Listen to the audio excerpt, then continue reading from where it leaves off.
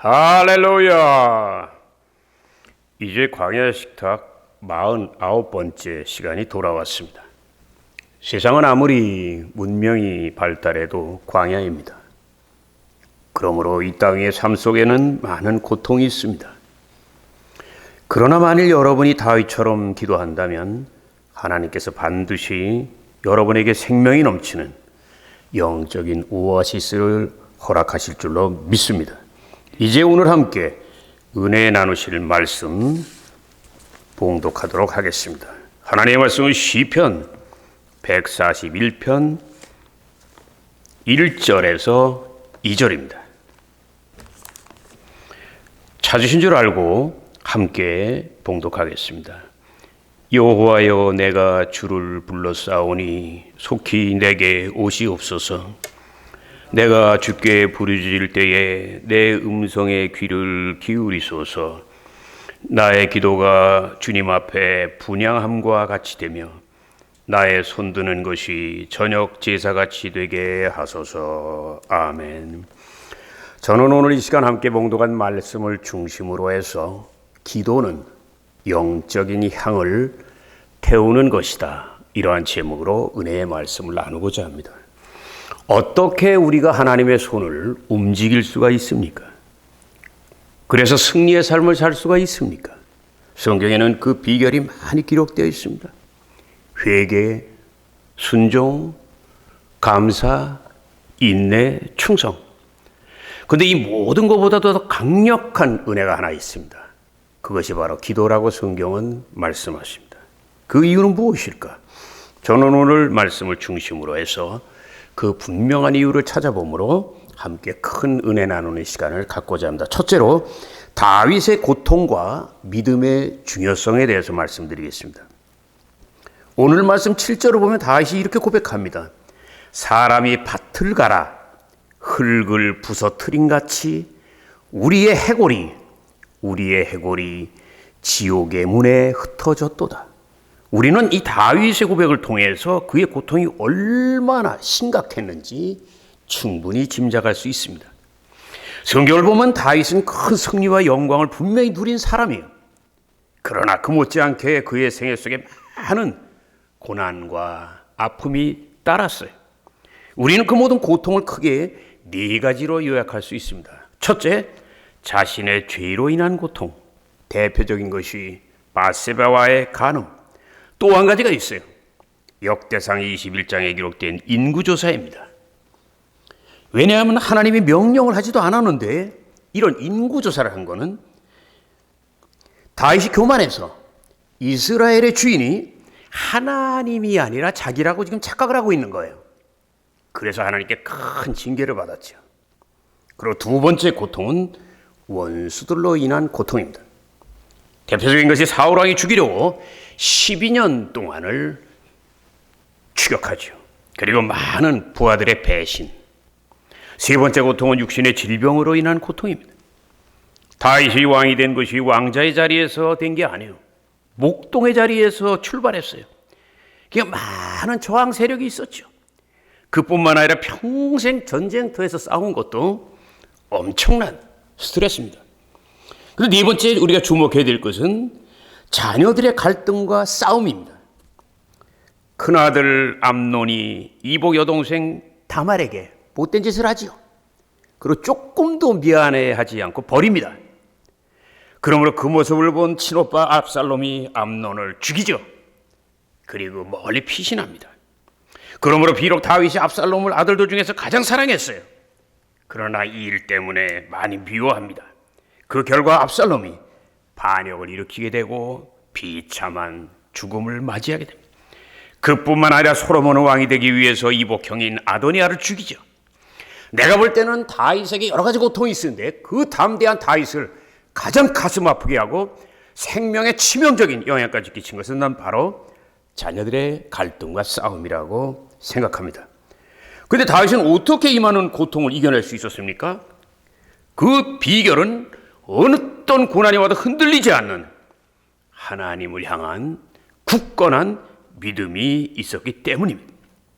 우리는 그 사실을 시편 141편 8절 다윗의 고백을 통해 알 수 있어요. 주여 내 눈이 주님을 향하며 내가 주님께 피하나이다. 다시 따라하세요.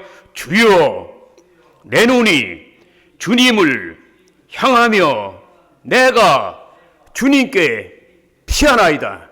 아멘. 그러므로 주님께서 그 믿음 고백대로 그의 삶을 죽음에서 생명으로 인도하는 것을 굳게 믿으시고 고난 속에서 믿음과 중심 흔들리지 마시기를 예수 이름으로 축원합니다. 두 번째, 기도는 고통을 축복으로 바꾼다. 다윗은 큰 고통 속에서 하나님만 바라보고 간절히 기도합니다. 우리는 그 모습을 시편 141편 1절을 통해 알 수 있어요. 여호와여 내가 주를 불러싸우니 속히 내게 임하소서. 내가 주께 부르짖을 때에 나의 음성에 귀를 기울이소서. 근데 다윗은 어떻게 기도했어요? 그것이 바로 시편 141편 2절에 있는 두 가지 모습입니다. 그 중에 하나는 분향을 하듯이 분향이라는 것은 향을 태우는 거예요. 그런데 향이 하늘에 올라가기 위해선 반드시 하나의 과정이 있어야 돼요. 먼저 자기의 몸을 불러 태워야 됩니다. 이것은 마치 한 자루의 초를 불을 붙이고 밝게 태우기 위해서는 먼저 그 촛불이 몸뚱이를 녹아내리게 하는 말할 수 없는 아픔과 눈물과 고통이 따라야 된다는 이야기죠. 그러므로 우리의 기도가 분향같이 하나님께 상달되기를 원한다면 반드시 우리가 먼저 해야 될 것이 내 속에 있는 육체의 죄와 마음의 죄를 철저히 회개하는 것인 걸 믿으시기를 주의 이름으로 축원합니다. 주의 이름으로 축원합니다. 그리고 또 하나는 저녁 제사를 드리듯이 기도하는 것. 레위기 1장에는 번제를 드리는 모습이 기록되어 있습니다. 짐승을 죽인 다음에 가죽을 벗기고 조각을 내 그리고 물로 씻고 불에 태워요. 그걸 하나님께 드려. 그러므로 우리는 짐승 타는 냄새가 얼마나 지독했을까 충분히 짐작할 수 있습니다. 그런데 놀라운 사실은 레위기 1장을 보면 하나님께서 조금도 불쾌하지 않으세요. 오히려 기뻐하시면서 3번이나 이렇게 말씀하십니다. 참으로 향기롭도다. 참으로 향기롭도다. 어떻게 이렇게 말씀하실 수 있어요? 그 이유는 간단해요. 왜냐하면 하나님의 관심은 비린내 나는 짐승에게 있는 게 아니에요. 제사를 드리는 하나님의 백성들의 하나님을 향한 경외함과 정성과 사랑에 있기 때문인 걸 믿으시기를 주의 이름으로 축원합니다. 그러므로 우리는 이 사실을 통해서 어떻게 하나님이 기뻐하시는 기도를 드릴 수 있을까 충분히 우리는 깨달을 수 있어요. 그 기도는 결코 연설하듯이 유창하고 매끄러운 기도가 아니에요. 조금은 다듬어지지 않았을지라도 세련되지 않았을지라도 진실하고 간절한 그 간절한 기도가 주님의 손으로 움직이는 걸 믿으시기를 주의 이름으로 축원합니다. 주의 이름으로 축원합니다. 우리는 그 사실을 큰 고통 속에서 예수님께 간절히 기도함으로 기적을 체험했던 많은 사람들을 통해서 알 수 있습니다. 그 대표적인 사람이 바로 내가 그렇게 좋아하는 바디메오인 걸 믿으시기를 주의 이름으로 축원합니다. 믿습니까? 믿습니까? 끝으로 세 번째, 기도 후에 반드시 조심해야 될 것에 대해서 말씀드리겠습니다. 다윗의 시편 141편 3절에 이렇게 고백합니다. 하나님이여 내 입에 파수꾼을 세워주소서. 왜 다윗이 간절히 기도한 후에 이런 고백을 할까요? 대부분의 기도는 즉시 그 자리에서 응답되지 않습니다. 시간이 지난 다음에 한 달, 1년, 10년 하나님의 때가 있기 때문에 그렇습니다. 그러므로 고통이 큰 사람일수록 간절히 기도했는데 빨리 응답되지 않으면 낙심하게 돼요. 마음이 낙심하니까 당연히 그 말이 입술에서 부정적으로 나오게 돼요. 근데 문제는 아무리 간절히 기도했을지라도 부정적인 마음으로 원망하고 낙심하면 하나님의 응답의 손이 가까이 오다가 멀어져 버린다는 거예요. 사랑하는 여러분, 모든 기도의 응답에는 하나님의 때가 있습니다. 그러므로 처음에 간절히 기도하는 것도 물론 중요해요. 그러나 우리가 조금 조심하지 않은 것은 처음에 간절히 기도하는 것만큼 중요한 것이 응답될 때까지 인내하고 감사하면서 기다린다는 것인 걸 믿으시기를 주의 이름으로 축원합니다. 나의 어머니 장경화 전도사님은 함흥 영생여고를 졸업하셨어요. 그러므로 신앙이 있으셨어요. 그러나 불교 집안의 아버님을 만나고 결국은 하나님을 떠났어요. 그럼에도 불구하고 하나님은 우리 가정을 사랑하셔서 찾아오셨어요. 그런데 안타깝게 그 모습이 고통이었습니다.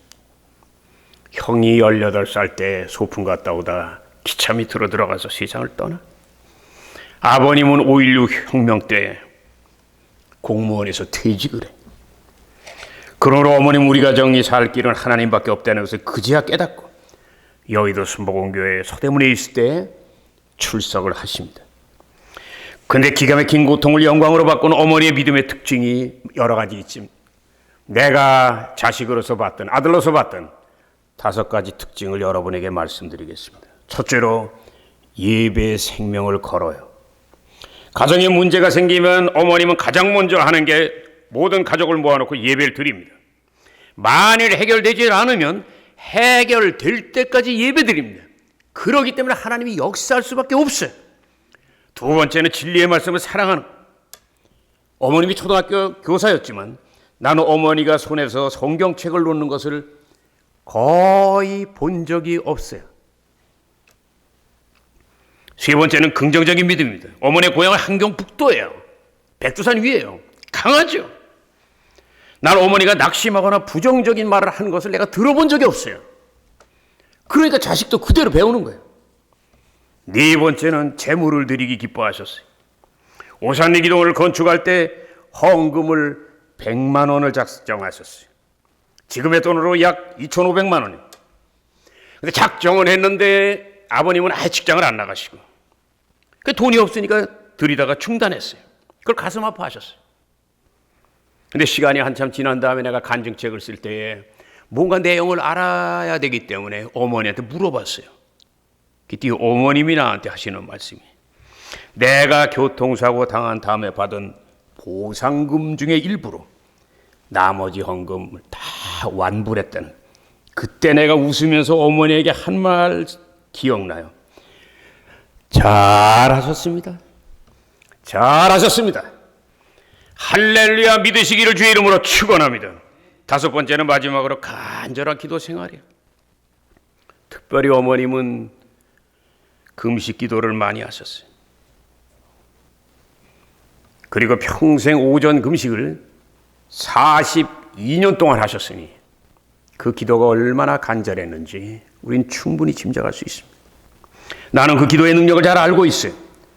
왜냐하면 나같이 고집이 세고 많은 반응을 하던 사람이 목사가 됐다는 것은 내가 생각해도 놀라운 일이기 때문에 그렇습니다. 그런데 나는 내가 돌아온 이유를 알아요. 그건 결코 내 힘으로 된 게 아니에요. 모두 다 그 어머니의 피눈물 나는 기도였던 걸 여러분 믿으시고 기도에 힘쓰시기를 예수 이름으로 축원합니다. 예수 이름으로 축원합니다. 간절한 기도는 절대로 땅에 떨어지지 않는 걸 믿으시기를 예수 이름으로 축원합니다.